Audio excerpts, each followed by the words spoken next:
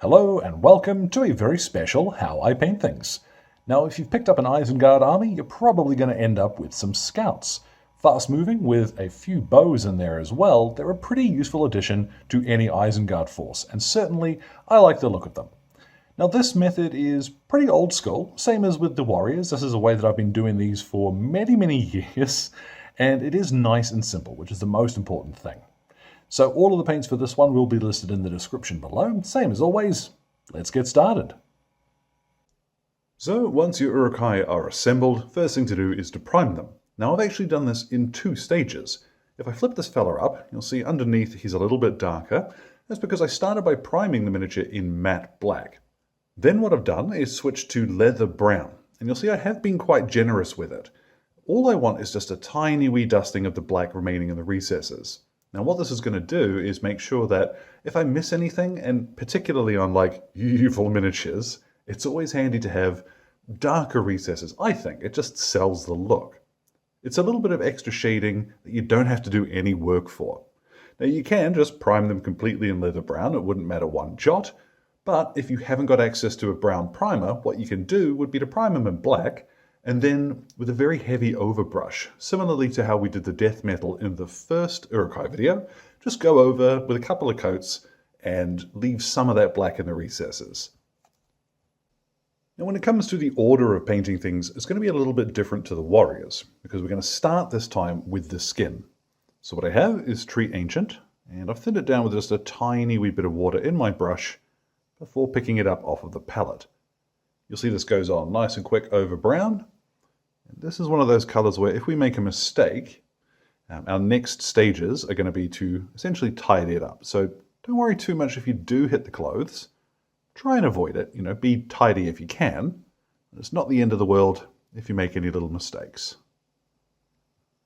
Now that will cover nice and quick in just one coat, so easy as for that.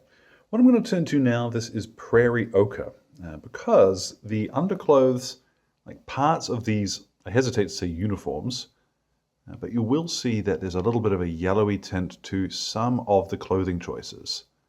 So with Prairie Ochre, I'm going to go over most of the sort of scrappy undercloth stuff. And then, for example, on this fella, where I've put just a little bit of that Prairie Ochre at the lowest level, what I'm going to switch to instead is Ironclad Grey and paint some of his clothing with this. Now any Uruk-Hai that have their hair out as well, you can actually paint them with this at the same time. This is very similar to something like Corvus Black or German Grey from the Vallejo range.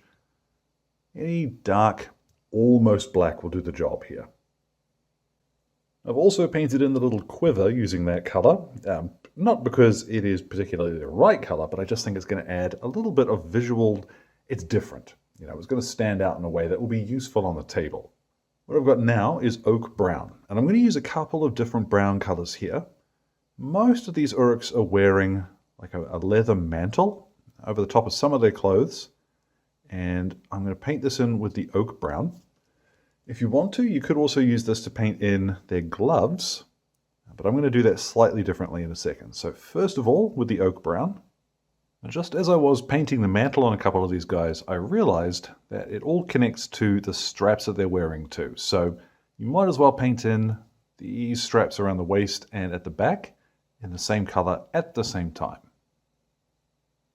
And now I'm going to use here Bootstrap Brown in a similar way as we did on the Warriors to fill in some of those last remaining leather colors. Now if you wanted to, because these miniatures are predominantly browns and leathers and what have you, an even darker color here like Brigadine Brown might work better, but that is up to you. I'm going to stick to this for now because, well, I know it works. Now for bows and what have you, there's a few choices you can make. You could go for a super dark brown, and I think that's more, I say that's more movie accurate, but I am going to instead use here Mocca Brown because I want a slightly lighter finish to the wood on these guys, just to make them stand out a little bit. And Mocca Brown is kind of close to Paratrooper Tan, but without having a touch of warmth to it. This is a little more neutral mid-brown. Also covers wonderfully over leather brown. Now I've also used that to paint in the arrow shafts. We're going to turn now to Ancient Stone to finish off the arrows. Now to finish off this stage, what I've got is a large dry brush and some skeleton bone. And what I'm doing is just working it into the bristles and making sure that on a little bit of kitchen towel, I'm not leaving very much paint behind. To test that before smearing it across your miniature though, just lightly flick along the edge of the base to get a feel for what you'll leave behind, and that's perfect. What I'm going to do now is just lightly over most of the miniature, concentrating on the clothing and the leather and what have you. I want to dry brush a little bit of skeleton bone to add a wee bit of texture here. Now I'm not too fussed if I do catch his skin, because we're going to highlight that slightly differently a little bit later, but you don't need to specifically pick that out. So you may find as you're doing this that you need to go back and add a little bit more paint to your brush, but all I'm looking for is a little bit of texture on the fabric, the leather, even the hair. Just go light as you apply this. Now you'll want to go a little heavier with that than you might expect, and if it looks chalky, honestly, good. That is going to help sell the texture on the miniature once we finish shading it, because shading will tie in those colors quite effectively. It won't look quite as rough. I like the rough though, it is going to suit what we're doing. What we'll do now though is finally start painting in some of the metallic details. And we're going to start with death metal. So straight over the top of all of the armor plates, swords and what have you if he's carrying one, away we go. This you'll see covers beautifully. So that's the armor and all of his gear base coated, and same too with fellas who are wearing shields and what have you. Don't forget their helmets. I'm going to pop this fella down. While we were painting the warriors, we now went over with a dry brush of gunmetal. But in this instance, it's going to be a little tricky because I don't want to hit all of the other stuff that we've already painted. So what I'm going to do is take my gunmetal and thin it down just a little bit more. The Uruk-Hai stuck to my hand. Thin it down just a little bit more than I ordinarily would, because I don't want it to cover perfectly.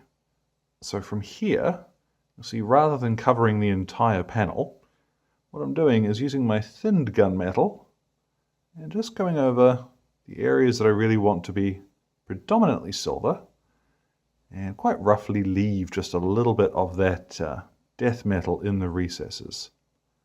So don't worry here if your coverage isn't perfect or if you miss anything. All we want is to brighten it up a little bit and make it look a little bit silver. So areas like on helmets, what have you, you can very quickly just blip, blip, blip, blip, ding along, and don't worry too much about hitting the recesses. Just blast through with your thin gunmetal. Now just to quickly show you what I mean by thinned, I'm applying this, let's put it on his base here.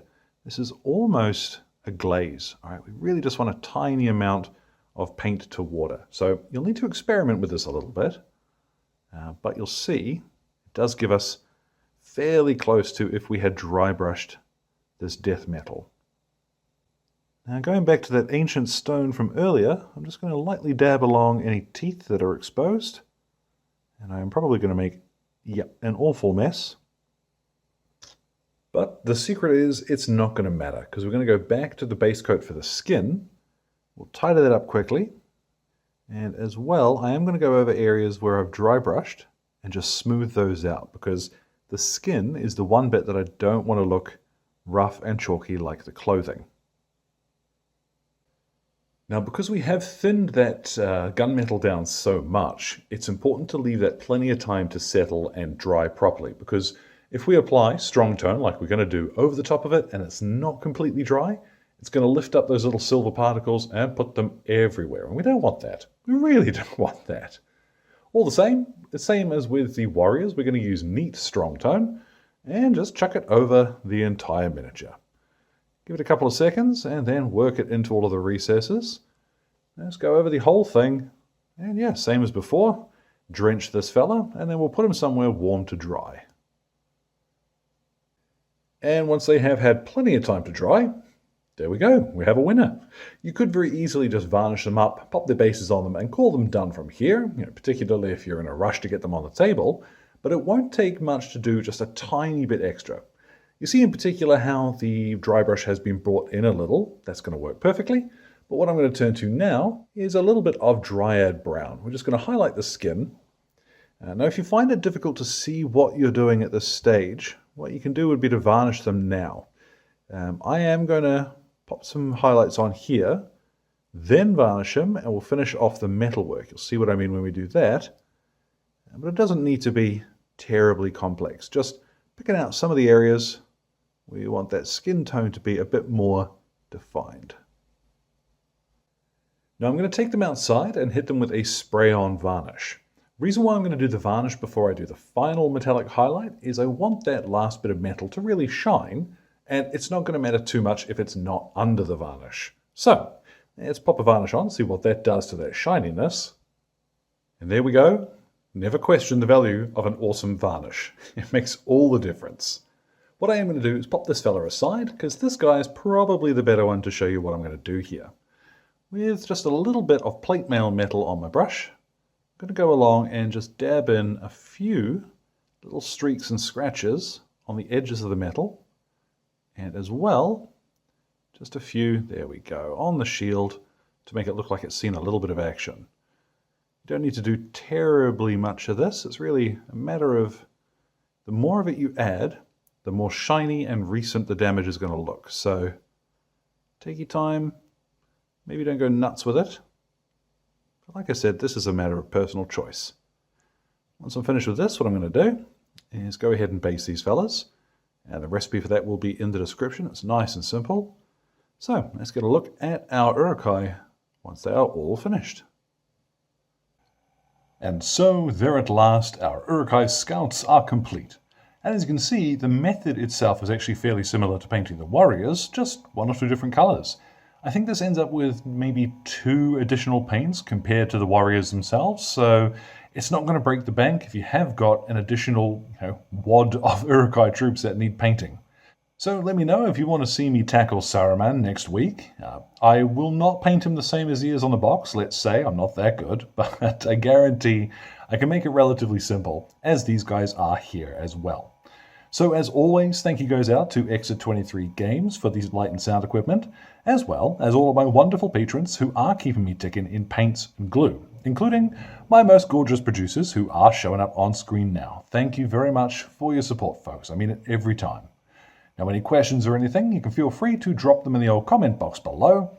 My Blue Sky and Instagram are both linked down there too. So thank you very much for your time, one and all, and you all enjoy the rest of your day.